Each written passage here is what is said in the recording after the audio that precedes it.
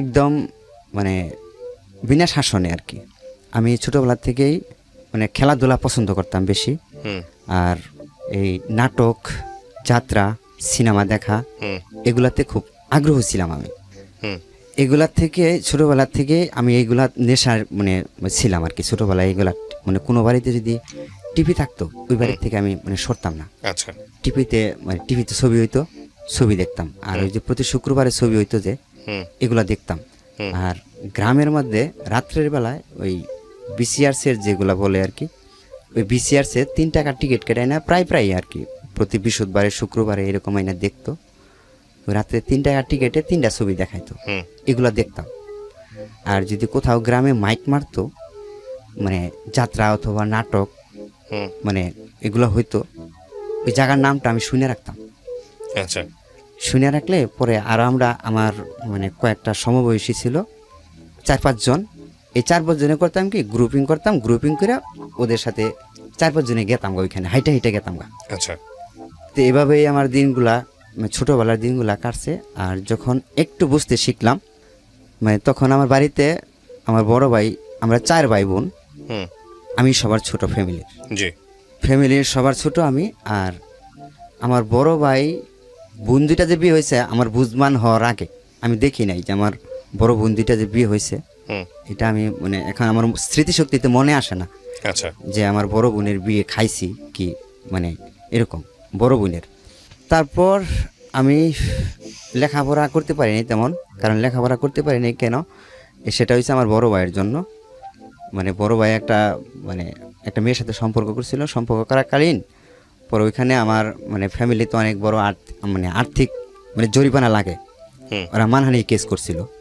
আচ্ছা। মানে গ্রামে একটা বিচার হয়েছিল, ওই বিচারের মাঝখান থেকে মানে চেয়ারম্যান মেম্বার ওরা সবাই ছিল, ওইখান থেকে আমার বড় ভাইরে মানে উঠাইয়া নিয়ে আসছিল আমার মামা বিচার থেকে।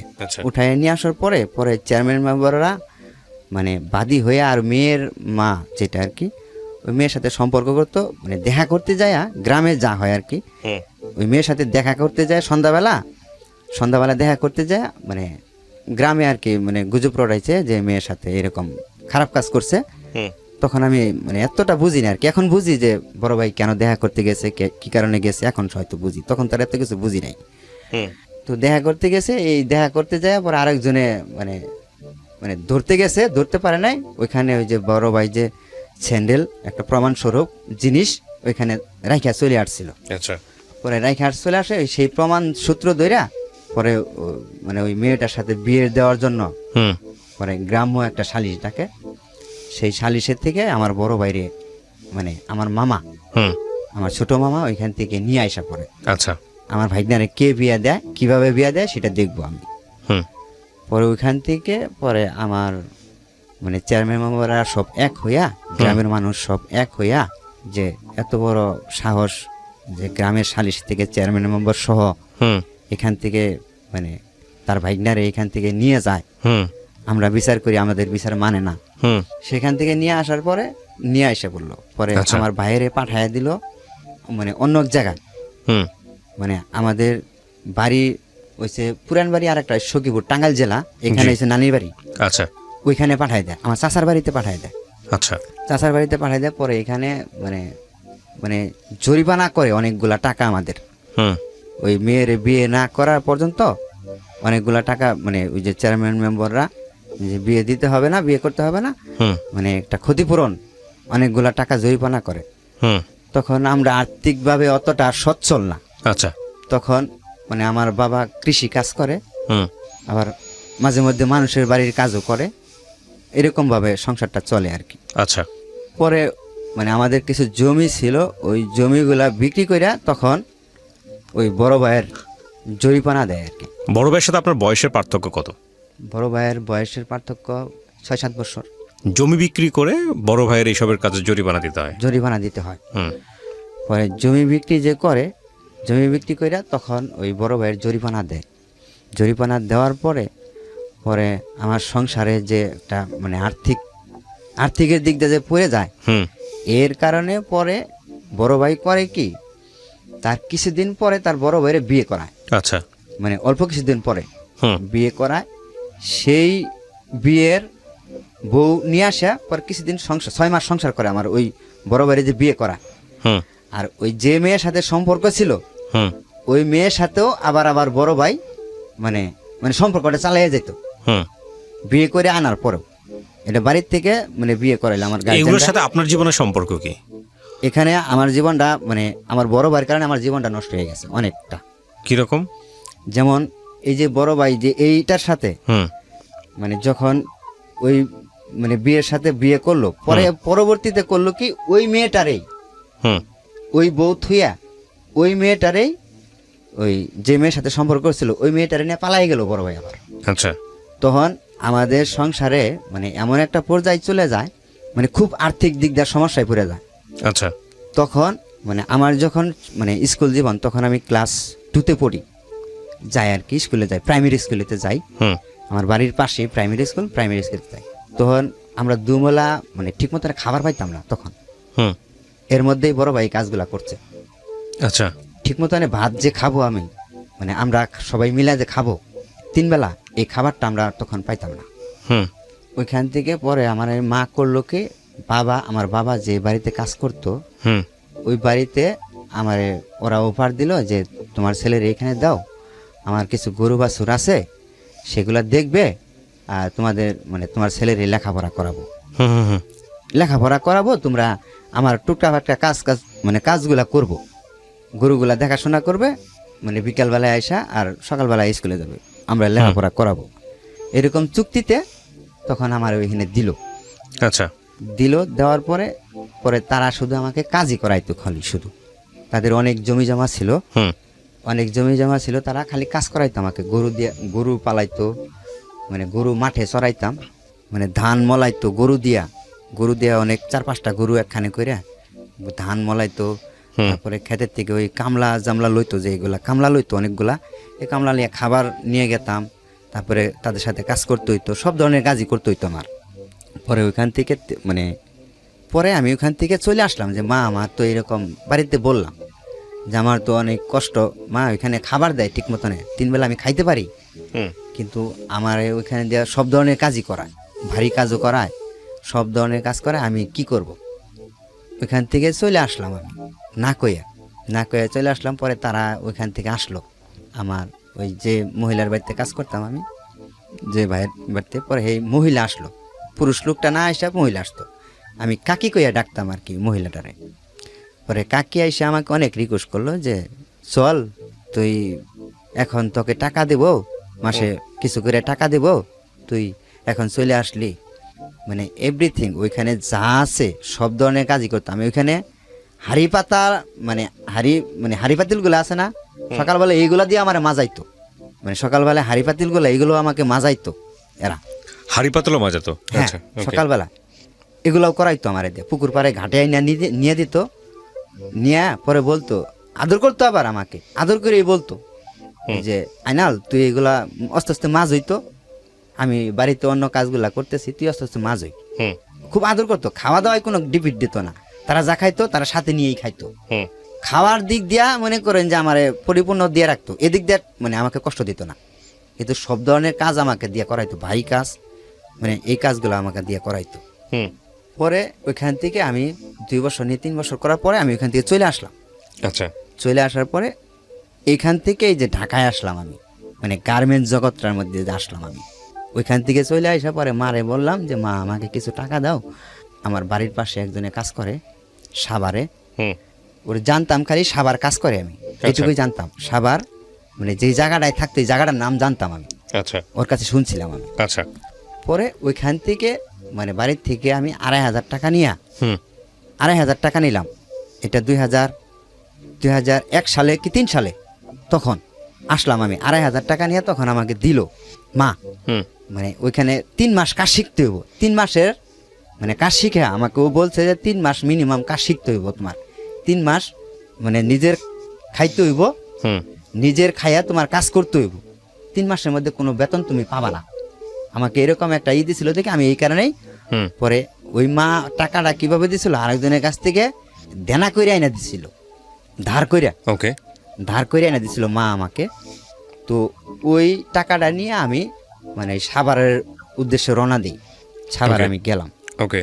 সাভার যাইয়া হেরা শুধু খালি ওই জায়গার নামটুকু জানতাম যে ওরা ব্যাংটেক থাকে, মানে ওরা বাসা কোথায় এগুলো আমি কিছু চিনতাম না। হুম তখন এই আবদুল্লাহপুর আইসা এই দিক দিয়া কোন দিক দিয়ে যাওয়া লাগে মানুষের কাছে জিজ্ঞেস করতাম যে সাভার যাবো তো কোন দিক দিয়া, জিজ্ঞেস করে পরে আস্তে আস্তে গেতাম। হুম পরে সাভার স্ট্যান্ডে যখন নামছি নাইমা তখন বেলা আসরুক্তর টাইম, নামার পরে পরে ওইখান থেকে আমি দোকানে বসে একটা রুটি আর একটা কলা খাইছি। হুম পরে ওই মুরব্বী বেটা আমার দিকে বলে, তুমি বাড়ি কোথায় বাঁচতা? ওরা আমি বললাম যে আমার বাড়ি তো এই ময়মনসিংহ জেলা ভালুকা থানা। কয় তুমি কোথায় আসছো এখানে? হুম আমার জিজ্ঞেস করতেছে। পরে আমি বলছি যে আমি যে ওইখানে যে ব্যাংটেক জায়গা কোনটা, ব্যাংটেক জায়গার নামটা কোনটা, আমি ব্যাংটেকে আসছি। কয় ব্যাংটেক তো এই অনেক দূর, ওইখান থেকে রিক্সা নিয়ে আরও তোমার 10 টাকা ভাড়া লাগবো, হুম বাস ভাড়া লাগবো সাভার স্ট্যান্ড থেকে। ওকে। পরে আমি কইলাম যে আমি ওইখানে যাব। পরে চাচারে বললাম যে চাচা আমি কোন দিকে বাসে উঠবো? কয় চাচা পরে দেখাই দিল, কয় ওই সামনে আগায় দেখো ডাকতেছে হুম ব্যাংটেক এদিকে দিয়ে ডাকতেছে, তুমি ওইখান থেকে গাড়িতে উঠে যাও। হুম পরে আমার ওই ব্যাংটেক ওইটা যে একটা জায়গার নাম এটা আমি জানতাম না। আচ্ছা। ব্যাংটেক ওইটা একটা জায়গার নাম। পরে আমি ওইখানে যাই আমার ব্যাংটেকের একটা গেটের সামনে নামায়া দিল যে এটাই ব্যাংটেক। আমি ওই গাড়ির হেল্পারে বারবার বলতাম যে ভাই আমি চিনি না, আমার একটু ওই জায়গা মতনে নামাই দিয়ে দেন। হুম পরে আমার গেটের সামনে নামাই দিল, গেটের সামনে নামাই দিছে। পরে আমি তো হতভঙ্গ, এটা তো আসলে ওই জায়গার নাম। আর আশেপাশে সবাই জিজ্ঞেস করে পরে আমি কইলাম যে তো এখানে সোয়েটার ফ্যাক্টরি কোনটা? কয় এক লোকে আমার বললো কয় সোয়েটার ফ্যাক্টরি আছে ওই কোনারে, নদীর ধারে একটা ফ্যাক্টরি আছে। এটা কোন জেলা, মানে কোথায় আসতেছেন? ঢাকাতে? হ্যাঁ এটা ঢাকাতে, তারপর? ওই যে সাভার এলাকায় ব্যাংটেকে। সাভারে? হ্যাঁ সাভার। হুম আসতেছেন মূলত কাজ খোঁজার জন্য? কাজ খোঁজার জন্য। রাইট। তারপর? মানে ওইখানে পরে আমি ফ্যাক্টরিতে আবার ওই যে আমার বাড়ির পাশে একটা লোক থাকে, হুম আমার বাড়ির পাশে ওই ফ্যাক্টরির পিএম, ওইটা আমাদের গ্রামেরই। হুম ওই ফ্যাক্টরির যে পিএম বড় পোস্টের একটা লোক, ওইটা আমাদের গ্রামেরই, হুম ওইখানে চাকরি করে ওই ফ্যাক্টরিতে। হুম তো ওইখানে গেলাম আমি, যাওয়ার পরে ওইখানে মানে যাই ওই ফ্যাক্টরিতে যাই দেখি ছুটি হয়ে গেছে। তারপর? পরে ওইখানে ফ্যাক্টরি ছুটি হয়ে গেছে, পরে ফ্যাক্টরিতে পাইলাম না। পরে ওইখানে ঘুরা পরে আমি একটু সামনে আগাইছি, আমি নিয়ত করছি যে রাত হয়ে গেছে অনেক, রাত্রে 10টা বাজে। পরে আমি ভাবছি যে কোথায় থাকবো, ওদের বাসা তো পাইলাম না। ওই ফ্যাক্টরিতে থাকলে হয়তো খবর দিলে মানে নিয়ে আসতো, কালকে সকাল ছাড়া তার হবে না। হুম আমি নিয়ত করছি যে মসজিদে থাকবো আজকে, হুম মসজিদে ঘুমাবো। ছোটোবেলার থেকে ওই যে এইগুলা ব্রেন মাথার মধ্যে কাজ করতে কেমনে, হুম ওই যে ছোটোবেলায় যে আমি ওদিক সদিক ওই যে মানে নাটক সিনেমা দেখতাম, হুম এগুলা আর কি মানে আমার একটা ব্রেনের মধ্যে কাজ করতো যে আচ্ছা। কোথায় থাকবো।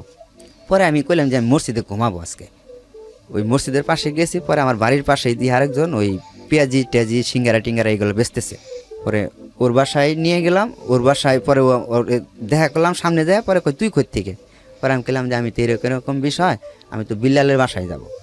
কয় বিল্লালের বাসা তো অনেক দূরে, কয় এখন তো আর সম্ভব না, আমি দোকান করতেছি, কয় এখন আমার বাসায় চল, পরে কালকে তোরে দেখা করে দিব, কালকে দেখা করে দিব। পরে ওর বাসায় গিয়ে যাই, খাওয়া দাওয়া করে থাকলাম। থাকার পরে পরের দিন হুম সকালবেলায় ওই বিল্লালের বাসায় নিয়ে গেল আমাকে, ওরা অফিসে যাওয়ার আগে বিল্লালের বাসায় নিয়ে গেল। পরে আমি তো বিল্লালে বললাম যে আমি তো কাজ করতে আইছি, আমি তো কাজ শিখবো, হুম তো আমাকে কাজ শিখিয়ে দেন, কীভাবে কাজ শিখতে হয়, কীভাবে কী করতে হয়। আপনার পাস বিট করা আমি নিজে বাজি, হুম কাজ শিখার গেট পাস বিট করে পরে ওইখানে কাজ শিখলাম। কাজ শিখার পরে ওইখানে আমি প্রথম বেতন পাইলাম 2600 টাকা মনে হয়। হুম কাজ শিখার পরে 2600 টাকা বেতন পাইলাম। 2600 টাকা বেতন পাইয়া পরে মারে ফোন করলাম।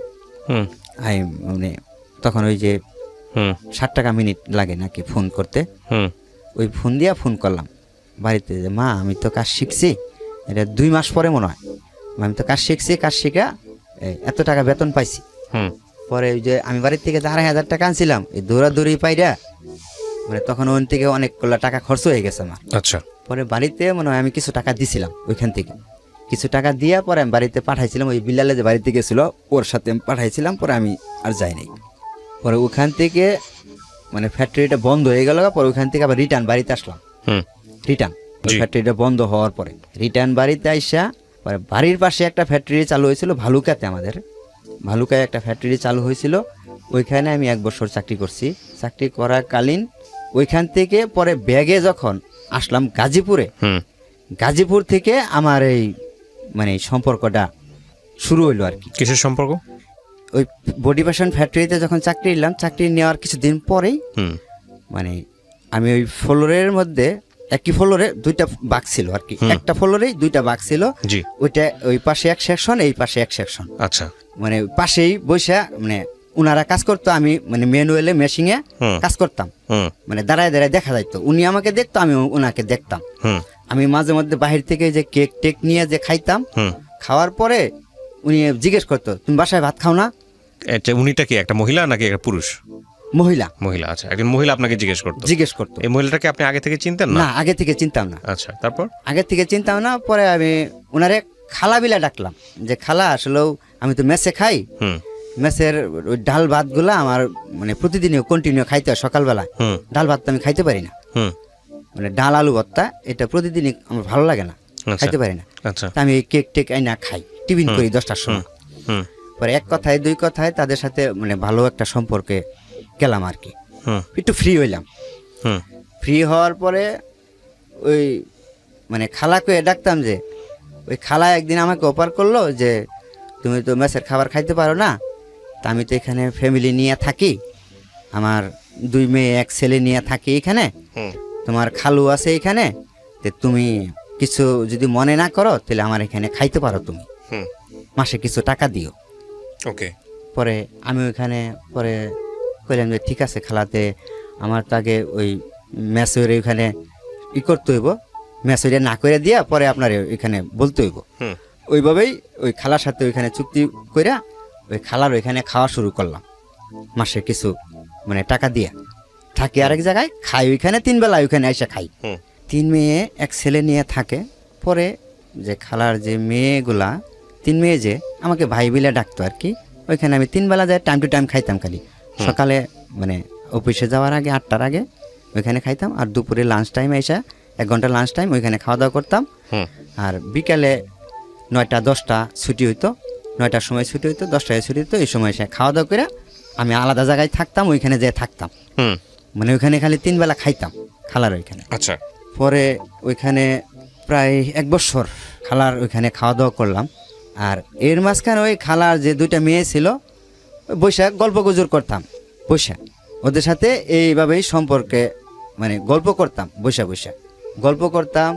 পরে টিটকারি ফাজদামি মজা এগুলা করতাম করার সময় পরে আমাকে ওই মানে কুলসুম যে মেয়েটা, খালার যে কুলসুম মেয়েটা, হুম এই মেয়েটা আমাকে মানে বলল যে ভাই আমাকে কি দিবেন, সামনে তো ঈদের মধ্যে আপনি আমাকে কি দিবেন? পরে আমি কইলাম যে তুমি কি নিবা? কয় আপনি আমার বড় ভাই, তা আপনি আমার কি দিবেন? পরে আমি কইলাম তুমি যা নিয়ে খুশি, ঈদের মধ্যে ঈদের তুমি বড় ভাইয়ের কাছ থেকে ঈদ বোনাস নিবা, ঈদের গিফট নিবা, তুমি যা নিয়ে খুশি।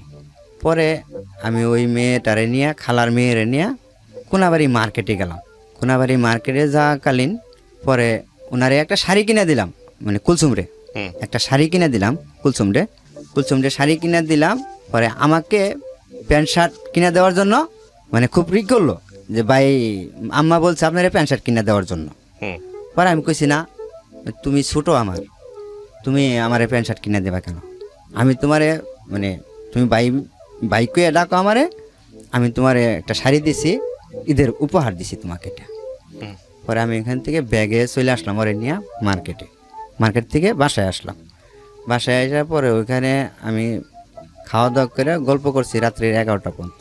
হুম রাত্রির 11টা পর্যন্ত গল্প করে পরে তাদের সাথে মানে এমন একটা ক্লোজ হইলো, আমার খুব ক্লোজ হইলো ওই খালার সাথে, খালার মানে সন্তানদের সাথে মানে খুব ক্লোজ হয়ে গেল। ক্লোজ যাওয়ার পরে এই ঈদের মধ্যে যেই ঈদ আসতেছে, ঈদের মধ্যে খালা আমাকে অফার করলো যে এই ঈদের ছুটিতে চলো আমাদের বাড়িতে বেড়াইতে যাই। হুম ছুটি পাইছি 6 দিনের, চলো আমাদের বাড়িতে বেড়াইতে যাই। এর মাঝখানে যে ওই খালার মেয়ের সাথে মানে কোনো যে প্রেমের যে একটা গল্প টল্প এগুলা কখনো আমার সাথে হয় নাই। হুম মানে জাস্ট খালি আন্তরিকতা, যেরকম ভালো মন্দ জিজ্ঞেস করা, মজা টজা করা, এগুলাই করতাম আর কি। হুম এরকম মানে ভাবে আমি ভাই বোন হিসাবেই থাকতাম আর কি। পরে খালা আমাকে ওপার করলো যে চলো আমাদের বাড়িতে যাই ঈদের মধ্যে বেড়াইতে। পরে আমি কইলাম যে আমার তো বাবা মা আছে, আমার বাবা মা কী কয় আমি শুনে নই। আবার আমার ছোটোবেলার থেকে একটা অভ্যাস ওই যে কইলাম যে মানে দেশ ঘোরা, বিভিন্ন জায়গায় যাওয়া, এইগুলো আমার পছন্দ, ভালো লাগতো আর কি। পরে আমি আম্মার কাছে ফোন দিলাম, কইলাম যে মা আমি যেখানে খাই, যে খালার বাসায়, এরা তো এদের বাড়িতে যাইতে বলতেছে, আমি যাই। পরে আম্মা আমাকে নিষেধ করলো, আমার মা বললো যে তুই বছরকার দিন ওঠাই যাবি, সবাই বাড়িতে আইতাছে, আবার তুই যাবি আরেক জায়গা, আচ্ছা ওঠাই যাওয়া লাগবে না, তুই আইসা পর, বাড়িতে আইসা পর, ঈদের ছুটি পাবি, তুই বাড়িতে আইসা পর। পরে আমি মারে বুঝাই কইলাম যে মা আমি ওইখানে হয়তো ঈদের দিন তোকে থাইকা ঈদের পরের দিন দরকারে চলে আসবো নি, দুদিন এসে বাড়িতে থাকবো নি। পরে আমি জামালপুর গেলাম, ঈদের ছুটি পাইলাম, যে ঈদের ছুটি পাওয়ার যেদিন পাইলাম, রাত্রে ছুটি পাইলাম সন্ধ্যার দিক দেয়, ওদিন নাইটেই ওদের সাথে মানে আমি মানে জামালপুর গেলাম ওদের সাথে, ওরা সবাই ফ্যামিলির সবাই মিলে একসাথে নাইটের গাড়িতে গেলাম।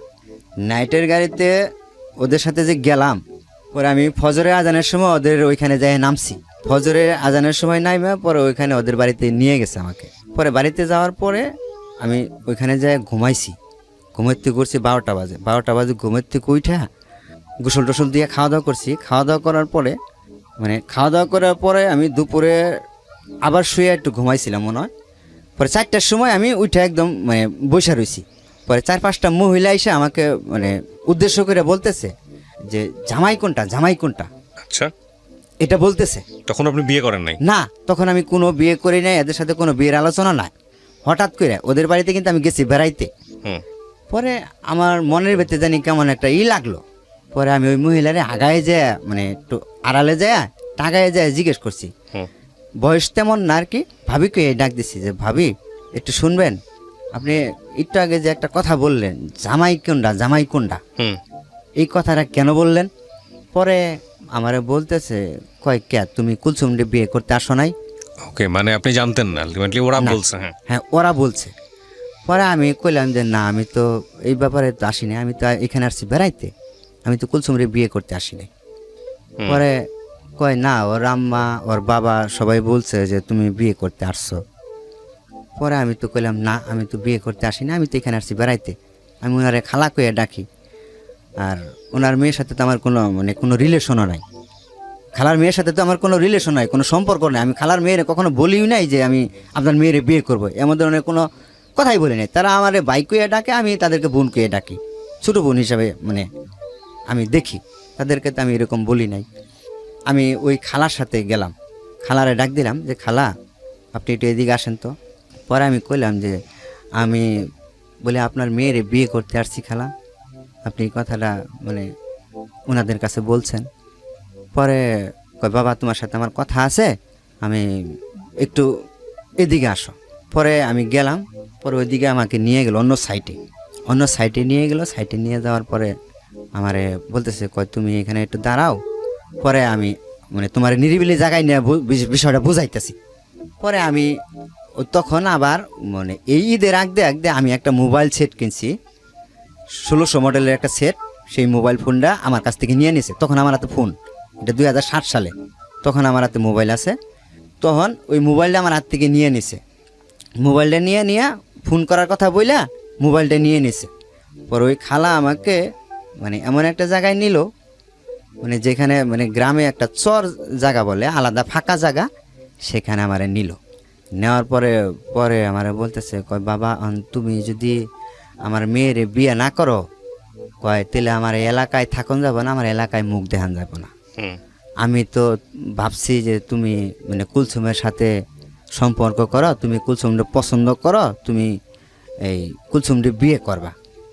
আমি কইলাম আপনার এরকম মনে হইলো কেন? আমি কি আপনার মেয়েরে কোথাও বেড়াইতে নিয়ে গেছি কোনো দিন কইতে পারবেন? আমি তো আপনার মেয়েরে কোথাও কোনো দিন বেড়াইতেও নিয়ে যাই নাই, যে কোনো জায়গায় ঘুরতে গেছি, কোনো জায়গায় বেড়াইতে গেছি তাও তো না, এমন তো না। জাস্ট আপনার রুমে আমি খাওয়া দাওয়া করতাম, আপনাদের সামনেই খোলামেলাভাবে যেটুকু কথা বলতাম এইটুকুই।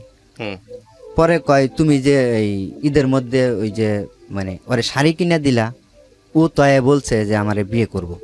কয় কুলসুম আইসা আমারে বলছে যে আমারে বিয়ে করব। তো আপনি শাড়ি কিনে দিতে গেছিলেন কেন?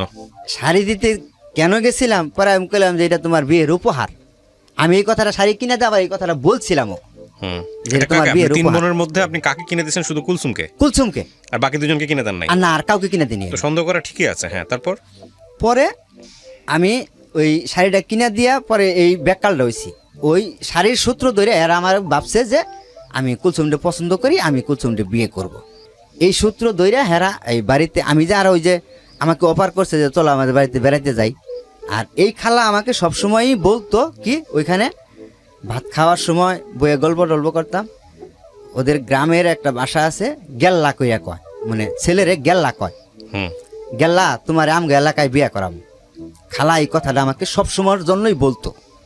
হুম যে ঠিক আছে, গেলা- এবার নিজের মেয়েরই দিয়ে দিছে। হ্যাঁ হ্যাঁ, যে এই কথাটাই সবসময়ের জন্য আমাকে বলতো। হুম পরে ওইখানে ওই খালা করছে কি, পরে ওইখানে যে ওই যে আমার নিয়ে গেল, নিয়ে যাওয়ার পরে এরকম মানে আমাকে এরকম বুঝাইতেছে, বলতেছে যে তুমি যদি বিয়ে না করো তাহলে আমি তো এরকম মনে করছি যে তুমি আমার কুলসুমকে পছন্দ করো, তোমরা দুজনের সম্পর্ক আছে, যে তোমরা বিয়ে করবা।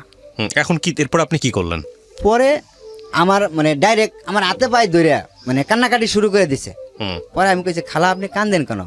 আমি তো আপনার মেয়ের কখনো বলি নাই যে বিয়ে করব, এরকম মানে সিচুয়েশন পরিচয় হয় নাই, এরকম মানে পরিবেশ হয় নাই যে আপনার মেয়েকে আমাকে বিয়ে করতেই হবে, হুম এরকম পরিবেশ মানে এখনো হয় নাই। আমার বাড়িতে বাবা আছে, মা আছে, ভাই বোন সবাই আছে। আপনার মেয়ের আমি বিয়ে করে নিয়ে বাড়িতে উঠাইতে পারবো? আর আমার বইয়ের বয়স হয়েছে এখন, আমার বিয়ের বয়স তো এখন হয় নাই, আমার বয়স কেবল 17-18 বছর, আমার বিয়ের বয়স হয় নাই। তো যদি আমার বিয়ে করার ইচ্ছুক থাকে তো আমার গার্জেন আছে, আমি তাদেরকে বলবো, তারা আমার জন্য মেয়ে দেখবে, তারা তাদেরকে মেয়ে দেখে আমি পছন্দ করে বিয়ে করব, এরকম বলছি। পরে ওইখানে রাত্রে 10টা পর্যন্ত এই খালা কান্নাকাটি আমার মানে হাতে পায়ে ধইরা, তুমি যদি আমার মেয়েরে বিয়ে না করাতে আমার মেয়ে বিষ খাওয়াবো, এইটা খাবো সেইটা খাবো, মানে কত কিছু দেয়া যে। তখন আমার মাথার মধ্যে উল্টা একটা কাজ করলো কি, আমি এখান থেকে বিয়ে হয়তো আমার দিল আমি যদি বাড়িতে না নিয়ে যাই, এদের সাথে প্রকাশ না করলাম, আমি এটা আমি মনে মনে মানে একটা বুদ্ধি করলাম যে রাত যত গভীর হইতেছে, এরা যদি আমি মানে মানে আমার মাথায় ভয় ঢুকে গেল কেন, যে আমার মানে এখানে আমি পরিচিত নাই, কেউ নাই পরিচিত, হুম শুধু তাদের বাড়িতে আমি ঢাকার থেকে পরিচয় হিসাবে এখানে আসছি। আমি যদি আমার রাত্রে মারধর করে, এরকম মনের ভিতরে ভয় নিয়ে পরে আমি তাদের কথায় কইলাম যে ঠিক আছে, আপনারা ধরেন বিয়ে দেওয়ার জন্য পাগল হয়ে গেছেন, আপনার মেয়ে যখন বিয়ে দেওয়ার জন্য পাগল হয়ে গেছে, যে আপনার বিয়ে দেন। পরে এই কথা বললে আমাকে বাড়িতে নিয়ে আসলো। বাড়িতে এসে দেখি মানে তারা সব কিছু অ্যারেঞ্জ করে নিছে, বাড়িতে কাজী মানুষজন সব কিছুই। পরে আমি একটা সেন্টু গেঞ্জি গাইদা ভাই ওইখানে বাড়িতে যাইয়া ওই খালার সাথে যাইয়া উঠানের মধ্যে পাটি পুটি বিছাইয়া ওই মেয়েরাও সাজাই সুজাইয়া রাখছে তারা। হুম এই খালা এই ফাঁকে আমাকে নিয়ে যে কথা বলছে রাত্রে 10টা-11টা পর্যন্ত এই চটানের মধ্যে কান্নাকাটি কইরা, এরা এমন দেয় এই মেয়েটা ওই সাজায় রাখছে কুলসুমটাও হুম সাজায় রাখা। পরে আমার রাত্রে 12টার সময় মানে বিয়ের পিড়িতে একটা সেন্টু গেঞ্জি গায়ে দিয়া, মানে নতুন একটা সেন্টু গেঞ্জি গায়ে আর লুঙ্গি পরনে, হুম মানে গরমের দিন তো সেন্টু গেঞ্জি গায়ে ছিল আমার। পরে আমি ওইখানে এসে বসলাম, বসার পরে ওইখানে ওদের একটা স্বাস্থ্য ভাই ছিল, ওই কুলসুমের স্বাস্থ্য ভাই ছিল, সে আমার নাম ধরে বললো জাইনাল তুমি এই পশ্চিম দিকে ঘুরে এইখানে সামনে বসো। হুম তা আমি ওখানে কোনো কথা বলতেছি না, ওরা যা বলতেছে যা করতেছে মানে ওদের কথা মতো চলতেছি। পরে যখন মানে কাজী সাহেব আমাকে জিজ্ঞেস করলো যে তোমার এই ভয়ভীতি দেখায় কি বিয়ে করতেছে, বিয়ে দিতেছে এরা? তখনও কি আপনি স্যান্ডো গেঞ্জি পরা? হ্যাঁ, তখন আমি সেন্টু গেঞ্জি পরা। ওকে তখন আমার মাথার মধ্যে কাজ করতেছে না যে আমি কি করতেছি, হুম মানে এই মহিলার কান্না কাটিয়ে এই মহিলার মানে এত কিছু করাতে আমার মাথার মধ্যে এতটুকু জ্ঞান আসতেছে না যে আমি কি করব এখন, মানে এইটুকু সেন্স আমার মানে হারাইয়া গেছে। পরে মানে আমার মাথার মধ্যে সেন্সটুকু আসতেছে না, হুম আমি কাজীর মুখের দিকে চাই রয়েছি যে আমি এখানে কি বলবো, মানে আমার ভিতরে একটা ভয় ঢুকে গেছে নিজের থেকেই হুম যে আমি যদি এখানে আসলেও না করি, এখন তো রাত গভীর, হুম 12টা-1টা বাজে গেছে গা, যদি মার দূর শুরু করে কি বলবো আমি। পরে আমি কাজের বলছি যে না আমি ইচ্ছা করে বিয়ে করতেছি, হুম এই কথাটা বলছি। পরে কাজী আমার মুখের দিকে চাইছে, পরে আমার ভোটার আইডির ফটোকপি চাইছে।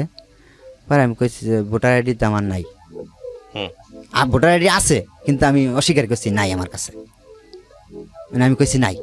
হুম পরে ওইখানে তারা মানে কিভাবে কি করে জানি 1,00,000 টাকা মানে 1,00,000 টাকা কি জানি করলো, তখন মানে কাবিন করলো 1,00,000 টাকা, হুম কত টাকা জানি ওয়াশিল দিল।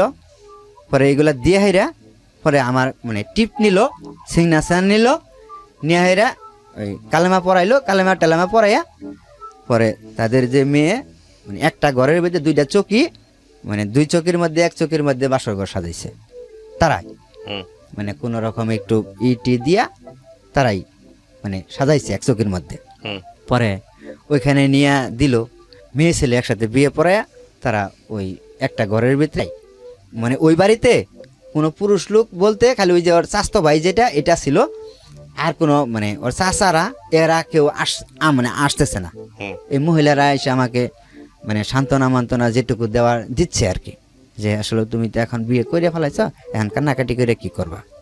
আমি ওইখানে পরের দিন মানে ওইভাবেই ঘুমাইলাম, ওইখানে কান্নাকাটি করে আমি ঘুমাই গেলাম। পরের দিন সকালবেলায় আমি উঠলাম ঘুমের থেকে, উইটা পরে আমি একটা কথা চিন্তা করলাম যে আমি যে বিয়ে আমাকে দিছে, যে আমি কথা যদি বাড়িতে জানাই তো আমার বাড়িতে মা খুব খারাপ অবস্থা হবো। পরে আমার বিয়ের বিষয়টা আমি বাড়িতে গোপন রাখলাম, আমার বিয়ের বিষয়টা হুম যে এরা যে আমাকে জোর করে বিয়ে দিছে এরকম করে, এই বিষয়টা আমি বাড়িতে গোপন রাখলাম। গোপন রাখাকালীন পরে আমারে মানে কুলসুমরে যে বিয়ে দিল, এই বিয়ে বউ লইয়া আমি ওইখানে, আমি যে জায়গায় চাকরি করতাম আগে গাজীপুরে যে চাকরি করতাম ওইখানে আর ওরে নিয়ে আমি ওই বললাম যে আমি ওইখানে আর যাবো না, আমি অন্য জায়গায় যাবো, ওরে নিয়ে আমি ওইখানে যাব না। ওইখানে গেলে আমার এলাকার লোকজন থাকে, ওইখানে জানাজানি হইব জাইনাল বিয়ে করে লই আইছে।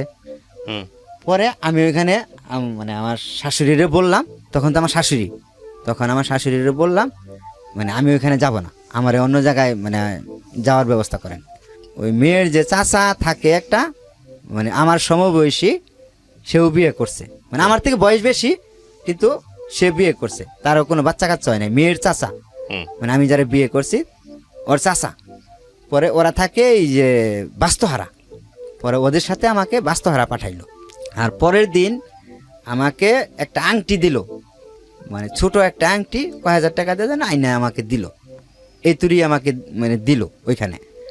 আর যেদিন আমরা আসলাম আবার বাস্তহারা, সেদিন আমাকে একটা তুষক আর একটা মানে কম্বল সাথে করে দিয়ে দিল। হুম দেওয়াকালীন পরে এখানে আইসা পরে রইলাম, একটা রুম নিয়ে দিল আমাদেরকে ওই মেয়ের চাচা, ওই রুমের মধ্যে মানে ওরে নিয়ে থাকলাম।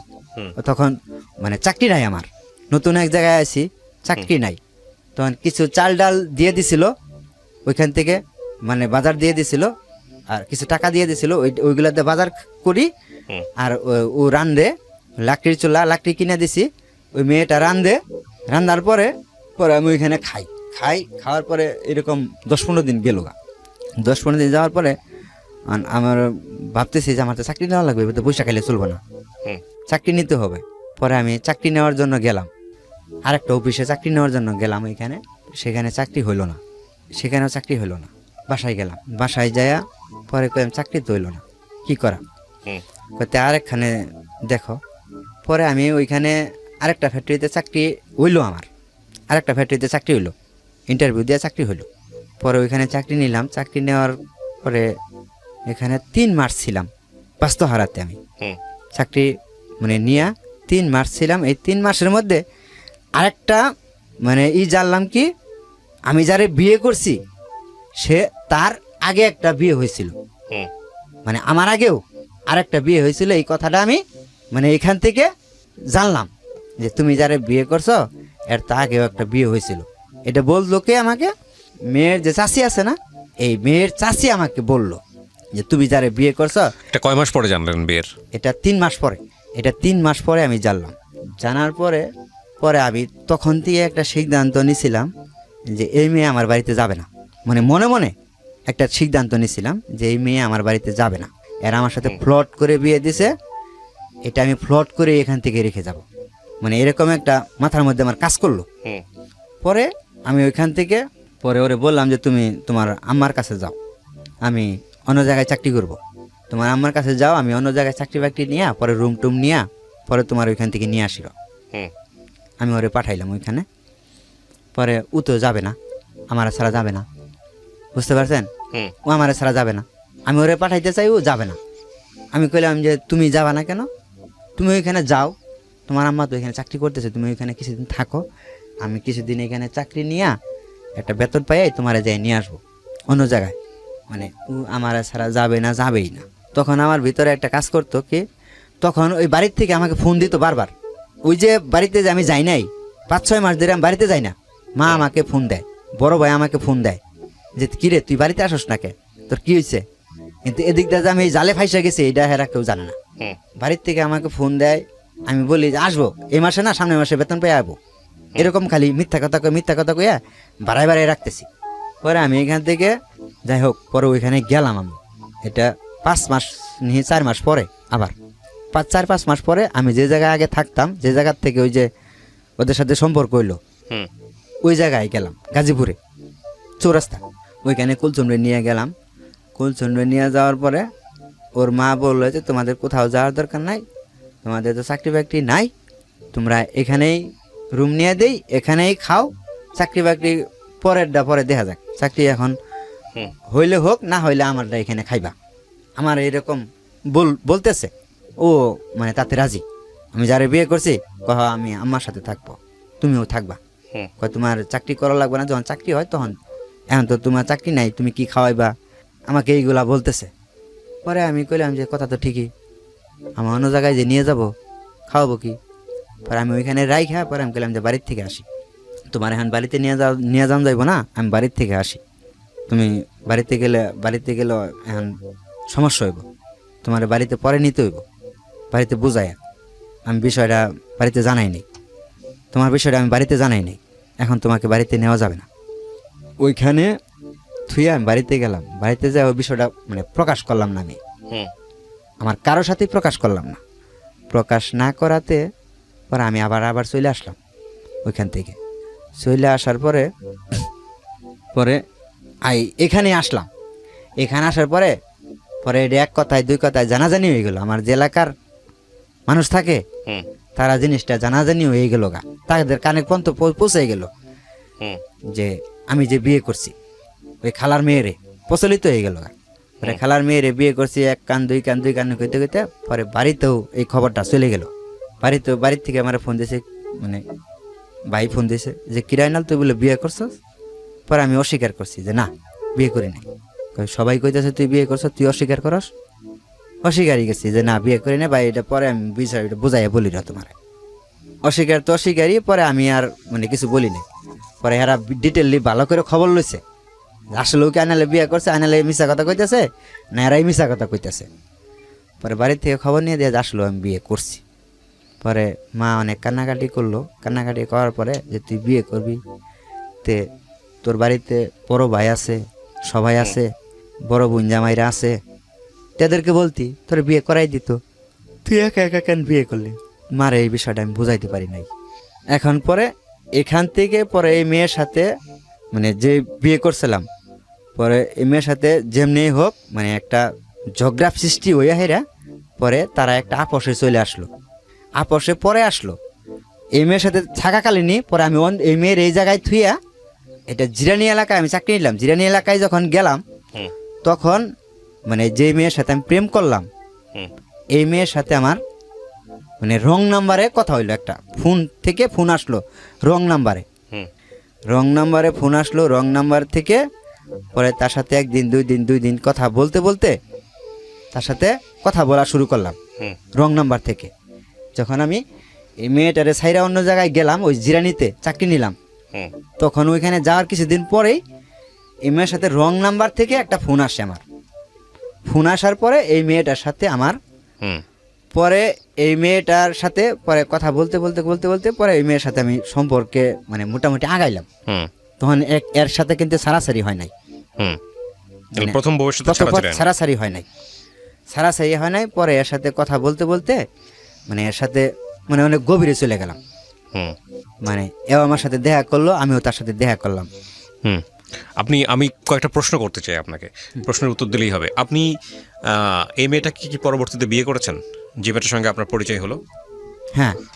মেয়েটাকে জানাইছিলেন, দ্বিতীয় স্ত্রীকে জানাইছিলেন যে আমার একটা প্রথম স্ত্রী আছে? হ্যাঁ জানাইছিলেন? হ্যাঁ। আপনি বিবাহিত, এটা জানিয়েছিলেন? হ্যাঁ। জানার পরে আপনি তাকে বিয়ে করেছেন? হ্যাঁ। এবং সে বিয়ে করছে আপনাকে? হ্যাঁ। সে কি ম্যারিড ছিল? তারও কি বিয়ে ছিল? হ্যাঁ। ও ওকে। আপনার প্রথম স্ত্রী জানতো যে আপনি এরকম একটা কাজ করছেন? তাকে জানাইছিলেন? না, সেটা পরে না, জানান নাই? জানাইনি। আচ্ছা, আপনার প্রথম স্ত্রী জানলো কিভাবে? প্রথম স্ত্রী জানলো যে আমি যে এরে যে বিয়ে করছি, হুম বিয়ে কইরা যে আলাদা রুম নিয়ে আমি আসি, হুম মানে যে জায়গায় সে মানে আমার যে মানে পরিচিত যারা আছে হুম বন্ধু, হুম তাদের সাথে ফোন নাম্বার নিয়ে, তাদের ফোন নাম্বার নিয়ে আপনাকে বের করে ফেলছে? হ্যাঁ আমাকে বের করে ফেলছে। আচ্ছা, তারপর? বের করছে, বের করে পরে আমার বাসায় হঠাৎ করে চলে আসছে। হুম তারে বিয়ে করছি, হুম দুজনেই চাকরি করি এক অফিসে। হুম আমরা দুজনে মানে লাঞ্চে যে খাবার বসছি হুম দুজনে একসাথে। হুম আমার প্রথম স্ত্রী যে হুম উনি আচমকা চলে আসছে রুমে, হুম রুমটা পর্যন্ত চিনা ফেলাইছে। হুম আসছে, আসার পরে পরে আমি কিছু বলি নাই, ও কিছু বলে নাই হুম যে তুমি এগুলা করতেছ, এগুলা করছো, হুম তা আমার জানাইলা না। পরে আমি কই বলার মতো সুযোগ পাই নাই, বলবো কখন। হুম তখন কি বাচ্চা কাচ্চা ছিল আপনার প্রথম স্ত্রীর? হ্যাঁ, একটা মেয়ে আছে। তখন আপনার মেয়ে ছিল একটা? হ্যাঁ। ঠিক আছে, তারপর? প্রথম স্ত্রী যেটা, হুম এটা ছাড়াছাড়ি হওয়ার পরেও পরে আর একটা আনুষ্ঠানিকভাবে একটা বিয়ে করছিলাম আমি। আচ্ছা, এই হ্যাঁ। মাঝখানে ওইটা রয়ে গেল। আপনি যেটা বলতে চাচ্ছেন যে আপনার প্রথম স্ত্রী থাকা অবস্থায় এক মেয়ের সঙ্গে সম্পর্ক হয়, সম্পর্ক হয় কিন্তু বিয়ে হয় নাই তাকে? বিয়ে হয় না। তার আগে আপনি আরেকটা বিয়ে করছেন? মানে যে মেয়েটার সাথে আমি বিয়ে মানে সম্পর্কে জড়াই, হুম এই মেয়েটা মানে রং নাম্বার থেকে আমার পরিচয় হয়। হুম রং নাম্বার থেকে পরিচয় হওয়ার পরে পরে মেয়েটা যখন সামনাসামনি হই আমি, হুম তখন মেয়েটারে দেখি মেয়েটা মেরিড, হুম মানে তারও একটা বাচ্চা আছে, হুম তার স্বামী আছে। হুম মানে যখন আমি সম্পর্কে জড়াই, হুম প্রথম স্ত্রীকে আপনি ডিভোর্স দিয়েছেন, দেওয়ার পরে আপনি আরেকটা মেয়েকে বিয়ে করেছেন, কিন্তু সেই মেয়েটাকে বিয়ে করেন নাই যে মেয়েটার সাথে আপনার প্রথম স্ত্রী থাকা অবস্থায় সম্পর্ক ছিল। কথা ক্লিয়ার? হ্যাঁ, কথা ক্লিয়ার হয়েছে? কিন্তু- কিন্তু আবার কি? আমি বিয়ে করতে চাইছিলাম, হ্যাঁ। যখন এটা সারাসারি করলাম, হুম মানে এই বউটা যখন আমি কাকে সারাসারি বিয়ে করতে করলাম, চাইছিলেন? যে প্রেমিকা, তাকে বিয়ে যে করতে প্রেমিকা? হ্যাঁ, তাকে বিয়ে করতে চাইছিলেন, তাকে বিয়ে করতে চাইছি। কিন্তু আপনি বিয়ে করেন নাই, না সে বিয়ে করে নাই? না, সে বিয়ে করে নাই। কেন সে- করে নাই? সে মানে আমার সাথে সম্পর্ক করাকালীন, আর এই মেয়েটার আমি যে অফিসে চাকরি করি, এর চাকরি নিয়ে দিছি, মানে দেখভাল যত ভরণ পোষণ সব কিছু আমি করছি। আমি যেই ফ্লোর থেকে মানে চাকরি নিয়ে দিছি, এই ফ্লোর থেকে আরেকটা ছেলের সাথে মানে তখন ও জানে যে ওরও জানি, আমি জানি যে ওরও একটা মানে সন্তান আছে, স্বামী আছে, আর ও জানে যে আমার মানে বউ বাচ্চা আছে। হুম তখন দুজনের মধ্যে একটু মানে আপনি একটু প্রথম দূরত্ব- স্ত্রীকে ছাড়ছিলেন কি এই মেয়েটার কারণে? হ্যাঁ, কথা আমি বুঝে গেছি, আপনার গল্পটা কি? এই আমি মেয়েটার কারণে ছাড়ছি, কিন্তু এই মেয়েটা পরে করছে কি আপনাকে ছেড়ে দিছে? মানে আমাকে ছেড়ে দিছে। আপনি তাহলে যে বললেন একটু আগে যে সে যে আসছে এসে বলছে এগুলা করতেছো কেন, এই যে দোকানে না কোথায় জানি বসে থেকে আপনার বন্ধুদের কাছ থেকে নাম্বার নিয়ে যে আসছে, এই কথা আপনি কিভাবে বললেন? এটা কে আসছে? এটা আসছে যে এখন যে আমার স্ত্রী আছে, এটা আসছে আপনার সাবেক- দ্বিতীয় স্ত্রী? হ্যাঁ, দ্বিতীয় স্ত্রী। এটা আসছে আপনার দ্বিতীয় স্ত্রী? স্ত্রী, হ্যাঁ। তাইলে এটা বলেন। হ্যাঁ, হ্যাঁ।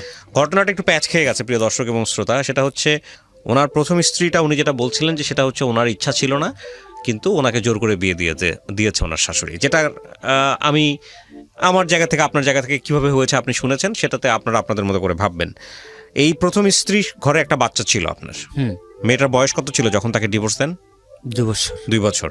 এই 2 বছরের মেয়েটা কার কাছে? ওর কাছে ছিল না আপনার কাছে ছিল? না, আমার কাছে রাখতে চাইছিলেন, কিন্তু আমার কাছে রাখে নাই। রাখে নাই, তারা নিয়ে চলে গেছে ডিভোর্স। গেছে। ডিভোর্সটা আপনি দিয়েছিলেন না সে দিয়েছিল? উনি দিয়েছিল। আচ্ছা, এবং এটা যে ডিভোর্স যে আপনাকে দিল, তখন কি সে জানতো যে আপনার আরেকটা মেয়ের সঙ্গে সম্পর্ক আছে?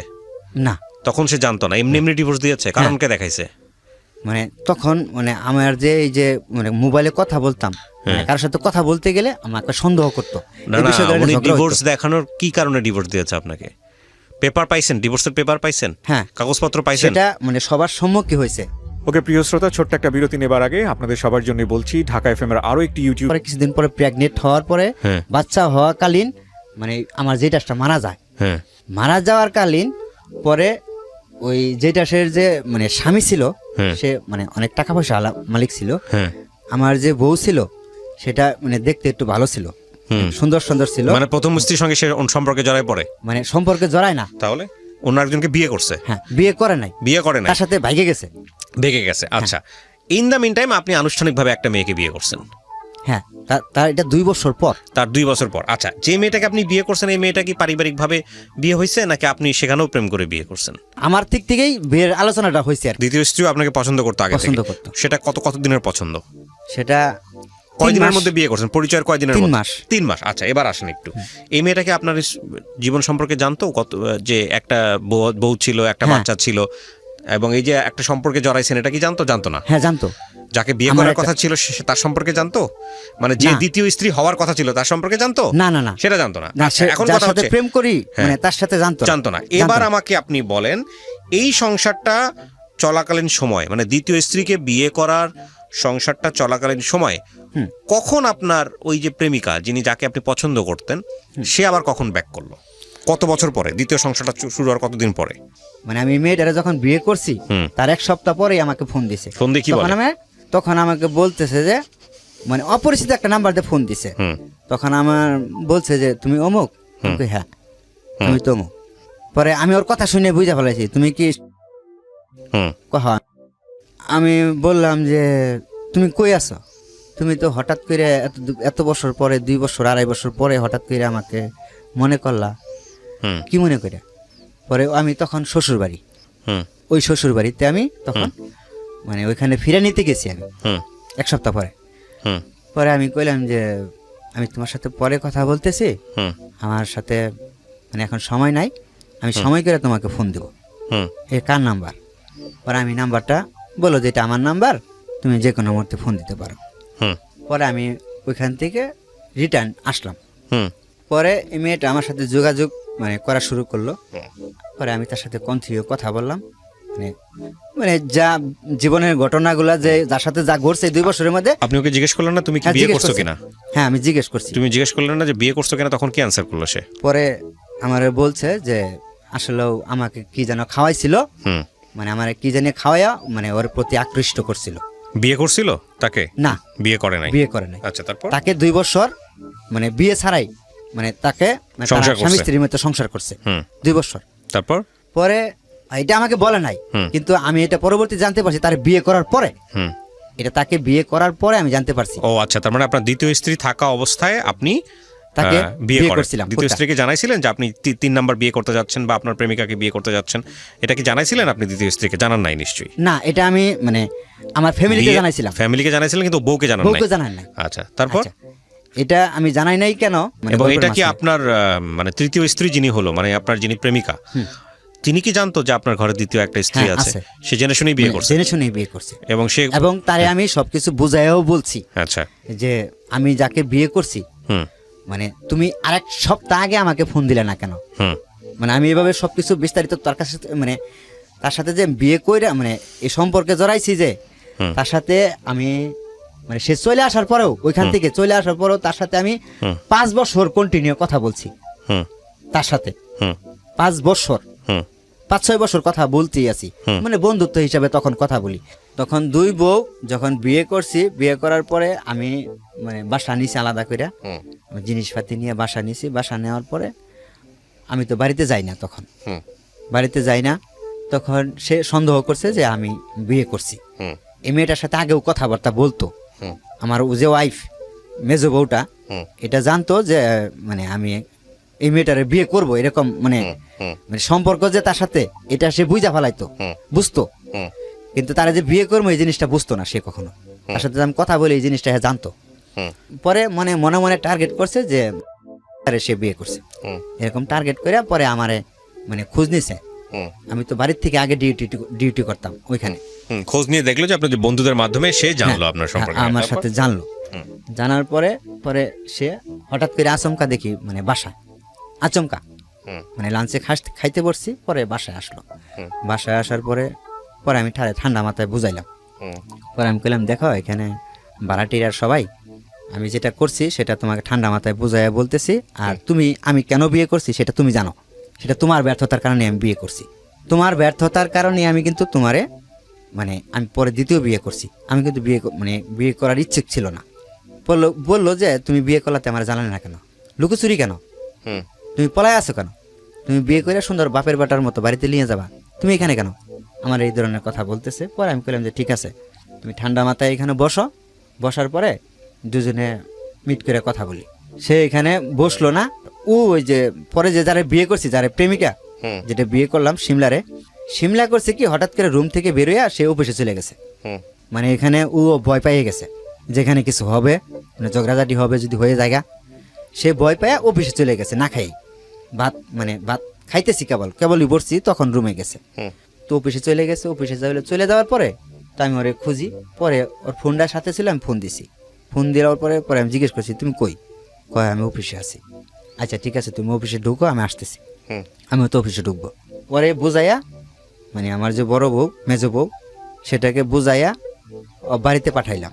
হুম বললাম তুমি বাড়িতে যাও, আসতেছি বাড়িতে, মানে অফিস ছুটি হওয়ার পরে বাড়িতে আসতেছি। হুম ঠান্ডা মাথায় বুঝাইলাম, বললাম যে দেখো যা হয়েছে এনে সিন্ডিকেট করলে এখানে ঝামেলাটা হইব, হুম এখানে সিন্ডিকেট করে না, যা কিছু হয় বাড়িতে যাই কথা বলি। আমি পরে আমার কথাগুলো বুঝগুনা মানলো, মানার পরে সে বাড়িতে গেল।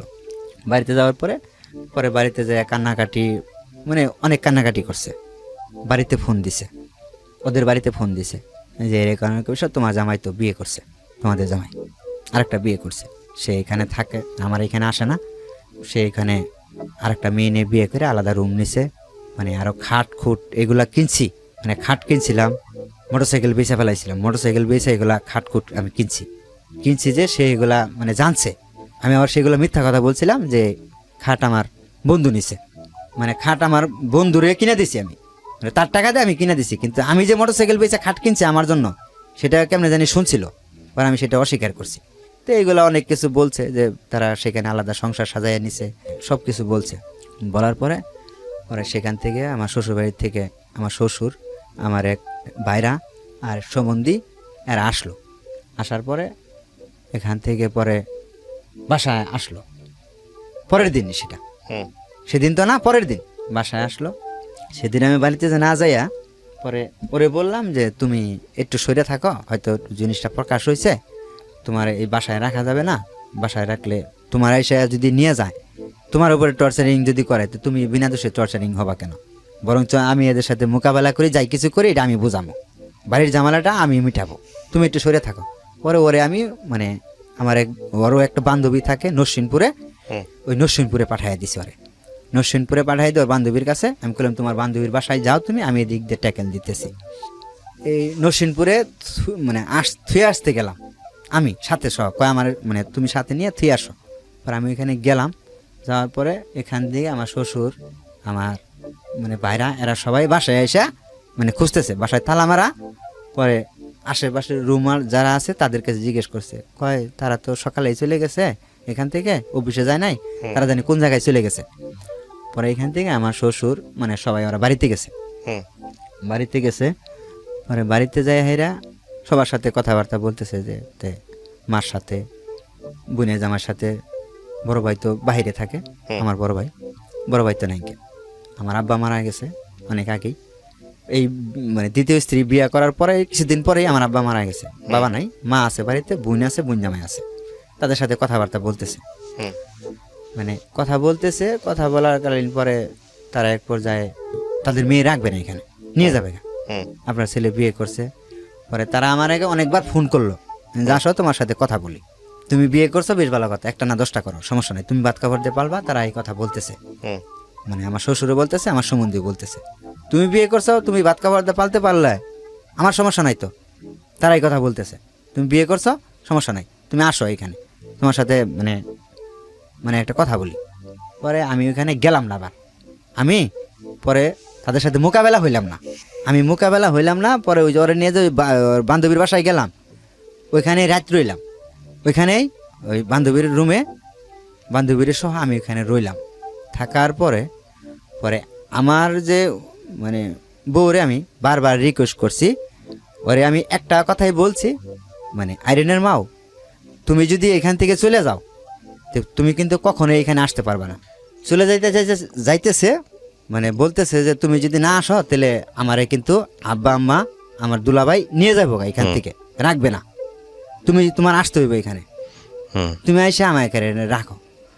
পরে আমি কইলাম যে না, আমি ওইখানে যাইতে পারবো না, আমি তাদের মুখোমুখি হইতে পারবো না এখন, এই মুহূর্তে না, আমি অনেক দূরে আছি।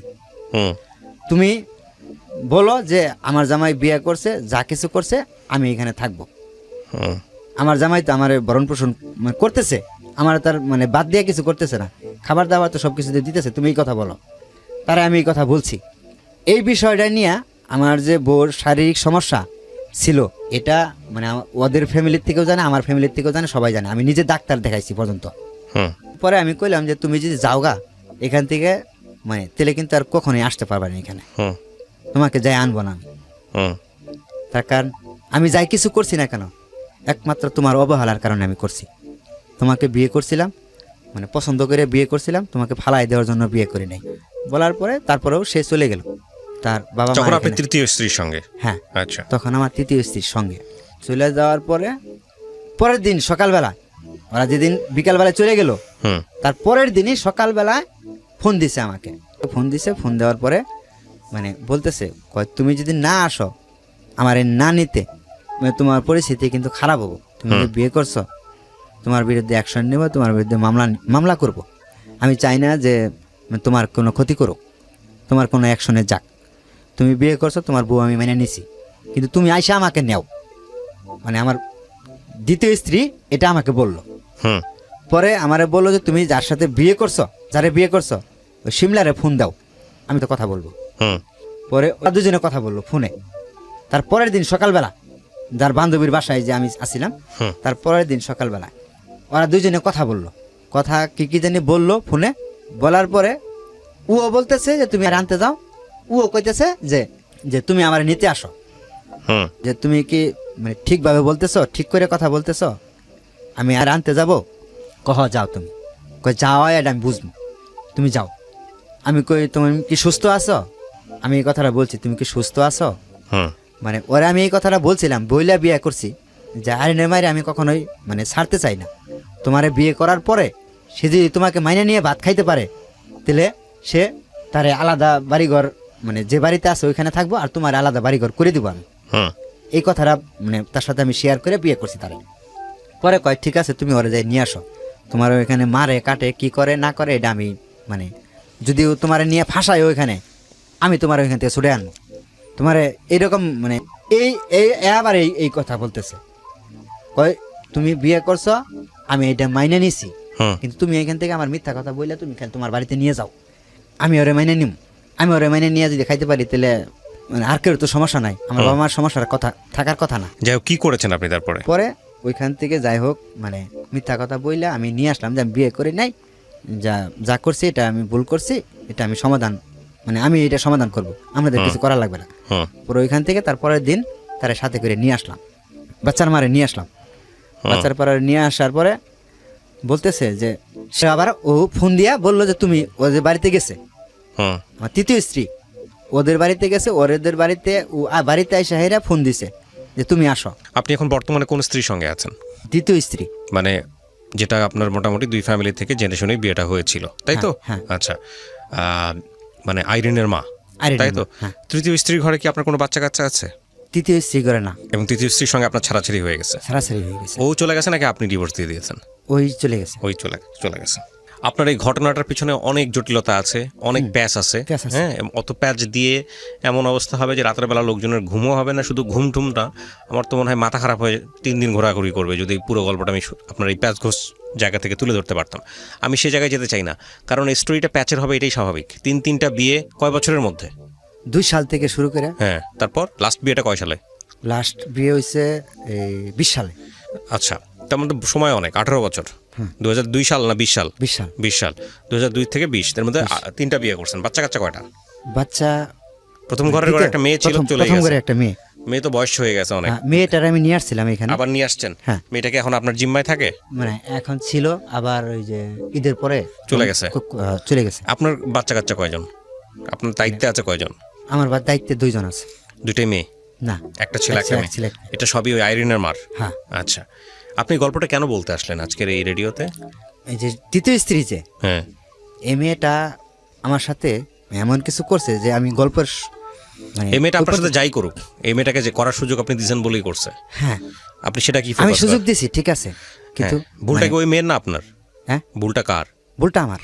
আপনি সেটাই বলেন, আর ভুলটা আমার। মানুষের দোষ ধরেন না। হ্যাঁ, ভুলটা আছে, আমার। হ্যাঁ। কারণ কোথায় ভুল হয়েছে কেন? আপনার বলেন তো? আমার ভুল হয়েছে আমার কপালে যেটা আছিল আর কি, হুম। এটা যদি আমি মানে নিয়ে হ্যাঁ। খালি থাপড় দিয়ে বলতাম যে আমার কপালে যা আছে আছে, এর বেশি মানে বেশি আশা করতে যাইয়া মানে আমার মানে কপালে দুর্গটি টাইনে নিছি আমি। মানে আপনি প্রথম বিয়েটাতেই ঠিক ছিলেন, প্রথম বিয়ের পরেও প্রথম বিয়েটা নষ্ট হয়ে গেল কি কারণে এটা আমি জানি না, যদি দোষ আপনার না হয়ে থাকে আপনি সংসার করতে চাইছিলেন, ঠিক আছে, চলে গেছে। হ্যাঁ আমি সংসার করতে দ্বিতীয় চাইছিলাম। বিয়েটা আপনি দেখেন, দ্বিতীয় বিয়ে পর্যন্তই আপনার ঠিক ছিল। সেটা হলো যে আপনি প্রথম স্ত্রীর সাথে আপনার ডিভোর্স হয়ে গেল, তারপরে আপনার কথা ছিল আপনি আপনার তৃতীয় স্ত্রী যে হয়েছিল, আপনার যে গার্লফ্রেন্ড বা আপনার যে প্রেমিকা, তাকে বিয়ে করবেন। হ্যাঁ। সে তো আপনাকে বিয়ে না করে অন্য একজনের সাথে চলে গিয়ে চলে 2 বছর গেছে। থাকলো। হ্যাঁ তারপরে আপনি যখন দ্বিতীয় বিয়ে করলেন তখন সে ফিরে এসে বললো আপনাকে বিয়ে করলো দ্বিতীয় স্ত্রী থাকা অবস্থায়, হ্যাঁ, হ্যাঁ। ঠিক আছে কিনা? হ্যাঁ, হ্যাঁ। তো তখন আপনি তাকে কেন বিয়ে করবেন? যে অলরেডি চলে গেছে, যে অলরেডি বিশ্বাসঘাতকতা করছে, তাকে তো বিয়ে করার প্রশ্নই ওঠে না। প্রশ্নই আসে না। তো আমি আপনাকে ধন্যবাদ জানাই যে আপনি এত কিছুর পরও আপনার দ্বিতীয় স্ত্রী আপনার সঙ্গে এখনো আছে, আইরিনা মা আছে, এখনো আছে, আছে, আছে। আপনাকে মাফ করতে পারছে, ক্ষমা করতে পারছে? হ্যাঁ সে তো সংসার করতেছে। সংসার করতেছে। সংসার করা আর ক্ষমা করা কিন্তু এক জিনিস না। সংসার করার ক্ষমা করা কিন্তু এক জিনিস না। হ্যাঁ, সো একটু জিজ্ঞেস করে নিয়েন যে এত কিছু ভুল করছেন, এত কষ্ট দিয়েছেন, সে আসলে আপনাকে ক্ষমা করছে কিনা। তবে এটা ঠিক যে আমি জানি না মানে এই গল্প থেকে মানুষ কি শিখবে। আসলে আমাদের যে সামাজিক ব্যবস্থা, আমাদের যে সমাজের রীতিনীতি, তাতে সমাজে আপনি যে শ্রেণীরই হন না কেন, একেবারে গরিব হন আর ধনী হন, যাই হন না কেন, এই অধিক বিবাহ জিনিসটা আমাদের সমাজ পছন্দ করে না। Correct. এটা স্ত্রীরাও যেমন মেনে নিতে পারেন না, হাজব্যান্ডের জায়গা থেকেও যে অধিক বিবাহর জায়গার যে নৈতিকতার যে ব্যবহার, সেটাও সে করতে পারেন না। কারণ আপনি যদি ধর্মীয় অনুসারেও যান, তাহলে ধর্মে কিন্তু এই কথাটা বলা আছে যে তুমি যদি সামর্থ্য রাখো তাহলে তুমি অধিক বিবাহ করো। তো আপনার সামর্থ্যই নাই, আপনি নুন আনতে পান্তা ফুরায়, হ্যাঁ, আপনি ব্যালেন্স করতে পারছেন না, তাহলে আপনি অধিক বিবাহে কেন যাবেন? আর সেটাও যদি হয় এই ধরনের সম্পর্ক, তাহলে আমার তো মনে হয় এই ধরনের সম্পর্ক কোনোভাবে আমাদের ধর্মও ভাই, সমর্থন আসলে করে না। আমি মূল ঘটনায় তো যাইতে পারিনি যে আমার এত দ্বিতীয় কিছু স্ত্রী, পরেও আপনি মূল ঘটনায় যেতে পারেন নাই। মানে আপনার আমার মূল দ্বিতীয় ঘটনা স্ত্রী, কি? হ্যাঁ, দ্বিতীয় স্ত্রী যে হ্যাঁ। মানে দ্বিতীয় স্ত্রী যে এর মানে মানে আমার কিন্তু আসলে অধিক বিয়ে করার মানে ইচ্ছা ছিল না। হ্যাঁ, এর সাথে যে আমার মানে মানে বন্ধুত্ব সম্পর্ক হয়ে গেছিল, এটাই থাকতো। হ্যাঁ, এটা থাকাও তো অন্যায়। এটাও থাকতো আর কি। না, এটা থাকবে কেন? এটাও তো অন্যায়। আপনার তৃতীয় স্ত্রীর সাথে আপনার যে বন্ধুত্ব সম্পর্ক হয়ে গেছিল, এটাই থাকতো, আপনি এটা বলতে চাচ্ছেন? হ্যাঁ। মানে তাহলে এটা কি? এটা কি পরকীয়া সম্পর্ক? এগুলো কি ঠিক না, আছে? না। না, তাহলে মানে থাকবে মানে কেন? এই যে আপনার স্ত্রী থাকা অবস্থায় কিসের বন্ধুত্ব আমি সম্পর্ক? শূন্যের উপরে বসে আছি, হ্যাঁ, হ্যাঁ। আমার তার সাথে এত বছর সম্পর্ক মানে আপনি চলাকালীন বলতে চাচ্ছেন যে আপনার তৃতীয় স্ত্রী থাকা অবস্থায় মানে আপনার দ্বিতীয় স্ত্রী থাকা অবস্থায় আপনি তৃতীয় স্ত্রীকে বিয়ে করছেন আপনার দ্বিতীয় স্ত্রীর ভুলের কারণে? হ্যাঁ কিসের ভুল? সেটা আপনি শুধু বলেন কিসের ভুল? তার শারীরিক সমস্যা ছিল, তার শারীরিক সমস্যার কারণে। আপনি তাকে ডিভোর্স দিয়ে দিতেন। হ্যাঁ আমি এটা চাইনি। আপনি ডিভোর্স না আমি দিয়ে আপনি চাইনি কেন কেন? ওটা না, সম্পর্ক না, করেন? আমি সেটা চাইনি কেন, মানে আমার ওই যে দেশ গায়ে আসলে ময়মুরব্বীরা এটা হয়েছে, আমি ডিভোর্সই দিতে চাইছিলাম, হ্যাঁ, নিতেও চাইছিল, হ্যাঁ, পরে ময়মুরব্বীদের কথায় হুম, মানে বললো যে এটা আসলে মানে বাচ্চা কাচ্চা হইলে ঠিক হয়ে যাব। হুম। আচ্ছা, তা আপনি ঠিক আছে, আপনি তৃতীয় বিয়ে, আপনি এটাও যদি কজ হয়ে থাকে, কারণ হয়ে থাকে যে ঠিক আছে আপনার দ্বিতীয় স্ত্রীর শারীরিক সমস্যা আছে এবং তার অনুমতি আছে আপনার তৃতীয় বিয়ে করার, ধরেন এই অবস্থা অনুমতি তো ছিলই না, তারপর ধরেন আমি ধরে নিচ্ছি অনুমতি, কিন্তু এই মেয়েটাকে আপনি বিয়ে কেন করলেন? যেই মেয়েটার সাথে আপনার বিয়ে হওয়ার কথা ছিল, সেই মেয়েটা আপনাকে ফেলে দিয়ে অন্য একজনের সাথে চলে গেল, ওই মেয়েটাকে আপনি কেন বিয়ে করলেন? এটাই তো আমার দোষ, এই জায়গাটাই আমি বারবার আসতে চাচ্ছি। এটাই আমার দোষ। কেন এই মেয়েটার আপনি প্রতি- এখন আছেন না আপনার দ্বিতীয় স্ত্রীর সঙ্গে? কত হ্যাঁ, বছর এখন যাবত আছি। আছেন? মানে কত বছর বলতে আমি এই তৃতীয় স্ত্রী গেছে কবে, ডিভোর্স দিয়েছে কবে আপনাকে? এটা দিছে ফার্স্ট লকডাউন যখন পড়ে না, ফার্স্ট লকডাউন 2020-এর কথা বলতেছেন? হ্যাঁ 20-এ। 2 বছর যাবত আপনাকে আরো বিয়ে করার পরিকল্পনা আছে? না। ভবিষ্যৎ বিয়ে করার পরিকল্পনা আছে? না। তো নাই, এখন নাই কেন? এখন নাই কারণ এখন আমার সন্তানের মুখের দিকে চাইলে সন্তানের মুখের দিকে আপনার আরো আগে থেকে চাওয়া উচিত ছিল। চাওয়া উচিত ছিল না, এটা চাইছিলাম, কিন্তু আসলে কি জীবনটা তো আমার জীবনটা চলতে গেলে আমার জীবনে কি কি প্রয়োজন ভাই, হুম। মানে সেটা আসলে মানে আমি আমার স্ত্রীর থেকে আমি পাইনি কোনোদিনও। আচ্ছা শোনেন, একটা কথা বলি, কি নাম আপনার? আমার নাম মোহাম্মদ আইনাল হক। আয়নাল, আর ডাকনাম রবিন ভাই, আপনার এই গল্পটা আমি গোলে মেলে যেমনি হোক আজকে এখানে উপস্থাপন করতে চাচ্ছি এবং রেডিওতে এটা প্রচার হবে, আমার এই কথাগুলো প্রচার হবে। আপনার গল্পের একটা বিশাল শিক্ষা আছে, সেটা হচ্ছে কি, পৃথিবীতে কোনো মানুষই না সব দিক থেকে পরিপূর্ণ সুখী মানুষ হয় না। পরিপূর্ণ সুখী থাকে না, ঠিক আছে। কোনো মানুষই হয় না। কারো হয়তো অর্থ আছে, সুখ নাই, কারো হয়তো অর্থ নাই কিন্তু প্রচুর সুখ আছে, সংসারে অনেক শান্তি। হ্যাঁ, আমাদেরকে আল্লাহ পৃথিবীতে এমনভাবেই পাঠিয়েছেন, এটা কোনো না কোনোভাবে ডিস্যাটিসফ্যাকশন থাকবেই, মানুষের মধ্যে অসন্তুষ্টি থাকবেই। আপনি যদি মনে করেন যে একের পর একটা ভালো মেয়ে খুঁজবো বলে বিয়ে করে যাব, তাহলে আপনার যে কতগুলা বিয়ে করতে হবে এই জীবনে। না ভাইয়া, হ্যাঁ, আমার ওরকম কিছু ছিল না। আমি সাধারণ ঘরের একটা ছেলে, আমি কিন্তু কঠোর পরিশ্রম করতে জানি। আমি জানি, আমি আপনার পরিশ্রম- কঠোর পরিশ্রম করতে জানি। আমি এমন কোনো কাজ নাই যে পারি না। ধান গাড়ার থেকে শুরু করে, ধান কাটার থেকে শুরু করে এভরিথিং সবকিছু করতে জানি। হুম, আমাকে কেউ বলতে পারবে না যে যে এই ছেলেটা এই কাজ থেকে ভাইগে গেছে। হুম। আমাকে কেউ বলতে পারবে না। আমার চেহারা দেখে হয়তো বুঝতে পারবেন আপনি। আমি কিন্তু কঠোর পরিশ্রম করি। হুম। আমি যে কাজ করি মানে সারাদিন একটা পুরুষ লোক মানে যেখানে যেখানেই কাজ করুক, হুম, বাড়িতে যায় যে হুম। তার বউর কাছ থেকে কিছু যে মানুষে আশা করে, সেটা আমি কোনোদিনও পাইনি। আচ্ছা, এখানে একটা কথা বলি। হ্যাঁ, আপনি যেটা বলেছেন সেটা সম্পূর্ণ রকমভাবে সঠিক। আমি আপনার সাথে একমত যে একটা ছেলে বা একটা পুরুষ তার স্ত্রীর কাছ থেকে কি এক্সপেক্ট করে। সে সারাদিন পরিশ্রম করে যাওয়ার পরে তার বউটা খুব পরিপাটি গোছানো থাকবে, তাকে দেখে সুন্দর করে মিষ্টি একটা হাসি দেবে। সে যদি একটু লেট করেও ফেরে, তার প্রতি যেন ওই সিম্প্যাথিটা থাকে এবং তার কাজে প্রশংসা করবে, তার সাথে বসে একটু গল্প করবে এবং একটু সময় দেবে এক্সট্রাভাবে। আবার হাজব্যান্ডও ঠিক ওই সময়টাতে একটু অ্যাটেনশন দেওয়া উচিত ওয়াইফের প্রতি, যে না আমি আসছি, আমার এখন কাজটা সাইড করে রেখে আমি একটু গল্প করি, খাবার টেবিলে বসে হোক 10 মিনিটের জন্য। এটা যে আমি আপনাকে বলতেছি না, আমি নিজেও কখনো অনেক সময় প্র্যাকটিস করতে পারি না, বাট আমাদের এক্সপেকটেশনের জায়গা এটা থাকে। তো এখন কথা হচ্ছে কি, বাচ্চা কাচ্চা হয়ে গেলে না এইসবের হিসাব একটু অন্যরকম ভাবে করতে হয় তা ঠিক আছে। জীবনে। আরেকটা জিনিস, হ্যাঁ। আমি যে এইখানে আসছি, হুম, মানে আমি যে বলছি সকালবেলায় বের হয়েছি, সকালবেলায় আমি বালুকা স্ট্যান্ডে ফলের দোকানদারি, মানে এখন দোকান করি, ফলের দোকান। সকালবেলায় আমি যে প্যান্ট শার্ট পরে পাঞ্জাবি পরে দোকানে আসছি, দোকানে এসে আমি এক দুপুর দোকান করে পরে কিন্তু গাড়ি চড়ছি। আমি সকালবেলায় খালি এটুকুই বলছি তারে, আমি আজকে ঢাকা যাব। সে আমাকে এই প্রশ্নটা করলো না যে তুমি ঢাকা কি কারণে যাবা। এ তো ভালো হয়েছে না, এই প্রশ্নটা তো করার দরকার, করার দরকার না। সে আমার স্ত্রী হিসাবে আমি কোথায় কি করি না করি তার তো এই প্রশ্নটা করার দরকার। আমি যে রাতে 3টার সময় বাড়িতে যাই, সে কখনোই আমাকে জিজ্ঞেস করবে না যে তুমি কোথায় গেছিলে। তো আপনি এটা নিয়ে কখনো আপনার স্ত্রীকে জিজ্ঞেস করছেন যে হ্যাঁ, তুমি আমি এরকম জিজ্ঞেস কেন? করছিলাম। হ্যাঁ, সে কি বলে? আমি মানে সে আসলে কি জানেন ভাই, সে ভাত আর কাপড় পাইলি হয়, তা অনেক আমার ভালো, কোনো কিছু প্রয়োজন নাই। তো অনেক ভালো মানুষ। আমি পুরুষ লোক, হ্যাঁ। আমি কি করব? আমি কি পাপ করে বেড়াবো? না, আর একটা মেয়ের সাথে পোস্টিনিষ্টি করে বেড়াবো? আচ্ছা, এখানে আমি আপনাকে বলি, হ্যাঁ ঠিক আছে, ঠিক আছে, এটা আমি আপনার সাথে, আপনি যেটা বলছেন সেটা আমি আপনার সঙ্গে একমত। এখন কথা হচ্ছে ভাই, এই জায়গাটার সমাধান খুব সুন্দরভাবে হইতে পারে। এর সমাধান যেটা হচ্ছে, আপনার স্ত্রীর অনুমতি নিয়ে আপনি আরেকটা বিয়ে করতে পারেন, ডেফিনেটলি পারেন। অথবা আপনার স্ত্রীর সঙ্গে সুন্দরভাবে আলোচনা করে ধর্ম অনুসারে হোক বা আইন অনুসারে হোক আপনাদের মধ্যে সেপারেশন হয়ে যেতে পারে, ডিভোর্স হয়ে যেতে পারে। এটা আমার ক্ষুদ্র জ্ঞান যেটা বলে।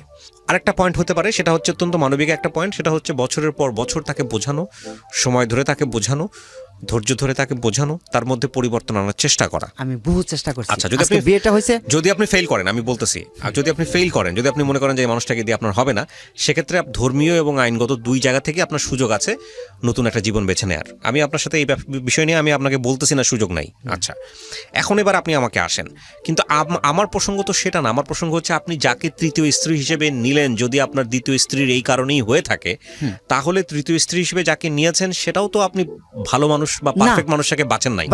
আমার ওই জায়গাটাই পয়েন্ট, এটাই পয়েন্ট। আচ্ছা, যদি সেটাও আপনাকে জীবনে সুখ দিত, আপনি যেটা বেছে নিলেন, সেটা তাহলে একটা কথা ছিল, দেয় নাই।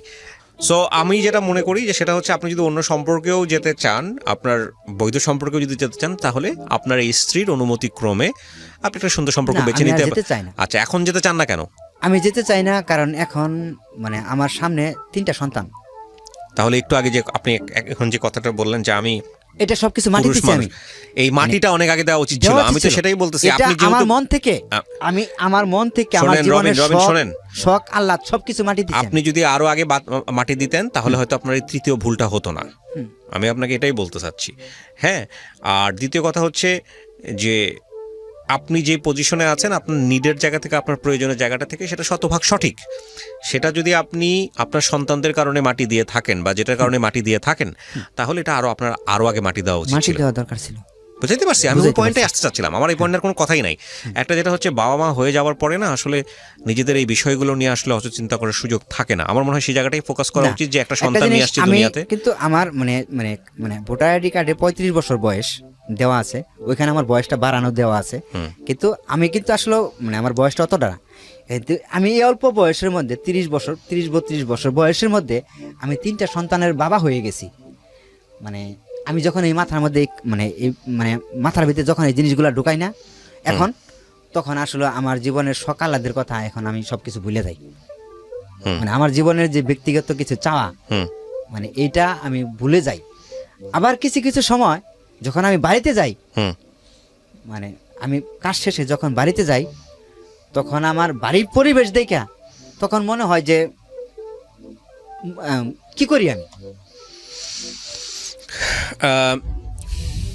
এটা আপনি যেটা বলছেন এটা আমি একমত আপনার সঙ্গে কোনোভাবেই। এটা আপনি যেটা বলেছেন সেটা শতভাগ একমত। জীবনে বিয়ে করে অনেক মানুষই এরকমভাবে অসুখী, এটা ঠিক। এবং এই অসুখী থেকেই কোনো কোনো সময় মানুষ ভুল ডিসিশন নিয়ে ফেলে, এটাও সঠিক। আমি আরও বিষয়গুলোতে যেতে যাচ্ছি না ভাই, আমরা একটা কনক্লুশনে আসি প্লিজ। হ্যাঁ, তো ঠিক আছে, আমি আপনার সাথে বলতে পারেন যে আপনি যদি লাইন ড্র করেন যে ঠিক আছে আসলে সমাধান কি, সমাধান আপনি নিজেই বেছে নিছেন। সেটা হলো আপনি সন্তানদের মুখের দিকে তাকায়, হ্যাঁ সন্তানের মুখের দিকে তাকায় আপনি আর কোনো কিছু চিন্তা করতে চান না। আমি শুধু এতটুকুই বলতে পারি যে এটাই বেস্ট ডিসিশন, এটাই বেস্ট ডিসিশন। কিছু মানুষের ওই যে বললাম সারা জীবন ধরেই কোনো কোনো জায়গায় অপূর্ণতা থেকে যায়, আমি আপনি মনে করেন এটা আপনার জীবনে একটা বড় অপূর্ণতা, মানে একদম কুরবানি দিয়ে দিয়েছি আমার লাইফটা। ঠিক আছে, আপনি এই অন্তত একটা জায়গায় হেরে যায় না, সেটা হচ্ছে আপনার সন্তানদের কাছে ভালো বাবা হওয়ার চেষ্টা করেন। এটাই হয়তো এটাই সুখ, হ্যাঁ এটার বিনিময়ে হয়তো আল্লাহ আপনাকে অনেক বড় কিছু দেবেন। সো প্রিয় দর্শক এবং শ্রোতা, ইটস আ বিউটিফুল স্টোরি। কিন্তু ওনার বলার জায়গাটা আর আমাদের এই যে বারবার কাট করাটা, সেই জায়গা থেকে অনেকখানি স্ক্যাটার্ডলি আপনার কাছে আসবে।